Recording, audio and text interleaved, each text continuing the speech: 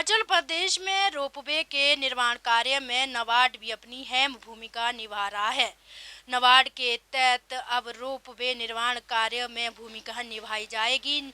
कुल्लू पहुंचे नाबार्ड के प्रबंधक सुधांशु मिश्रा ने कहा कि किसानों को क्रेडिट कार्ड की सुविधा भी नाबार्ड के तहत दी जा रही है और जिन किसानों के क्रेडिट कार्ड अभी तक नहीं बने हैं उनको उनके नज़दीकी केंद्र पर क्रेडिट कार्ड की सुविधा उपलब्ध करवाई जाएगी।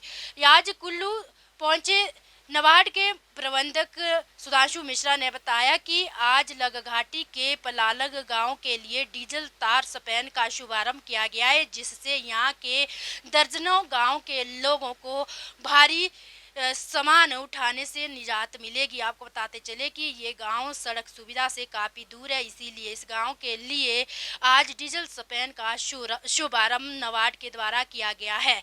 इस तरह के जो गांव अभी सड़क सुविधा से नहीं जुड़ पाए हैं, नाबार्ड द्वारा उन गांव के लिए सरकार के साथ मिलकर डीजल स्पैन का सुविधा दी जा रही है, ताकि उनको जो है भारी भरकम जो सामान गांव के लोग पीठ पर उठाकर ले जाते हैं उनको उससे कहीं ना कहीं राहत मिलेगी। अब देखना होगा कि किस तरह से नाबार्ड सरकार का सहयोग करता है और किस तरह से जो अभी भी सड़क सुविधा से गांव वंचित है उनके लिए सड़क निर्माण कार्य किया जाता है और किस तरह से उनके लिए रोपवे का निर्माण किया जाता है। दो तीन चार चीज़ें मैं आपको बताना चाहूँगा। सबसे पहले तो हर किसान को एक किसान क्रेडिट कार्ड मिलना चाहिए।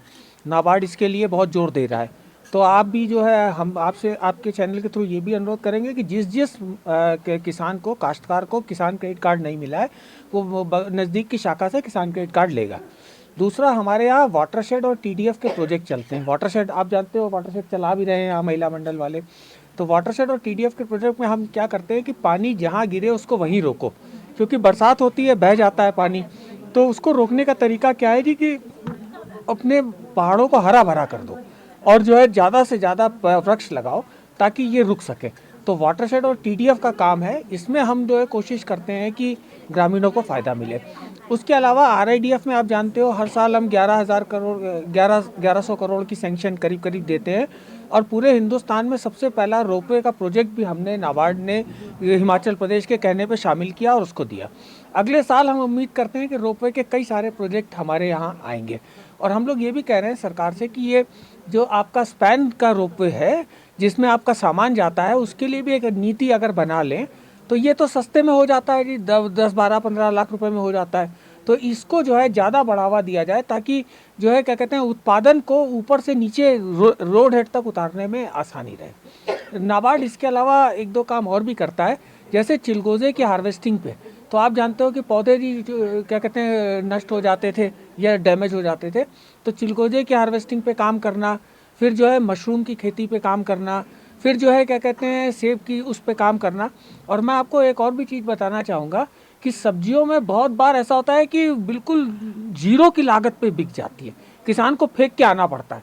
और हमारे यहाँ भी ऐसा होता है, हमारे यहाँ आलू जी हम लोग खुद आलू करते हैं, तो हमारे यहाँ 3 ट्रक आलू की बेचने से खरीदे गए और 3 ट्रक हमारे बिक गए क्योंकि आलू बिका नहीं।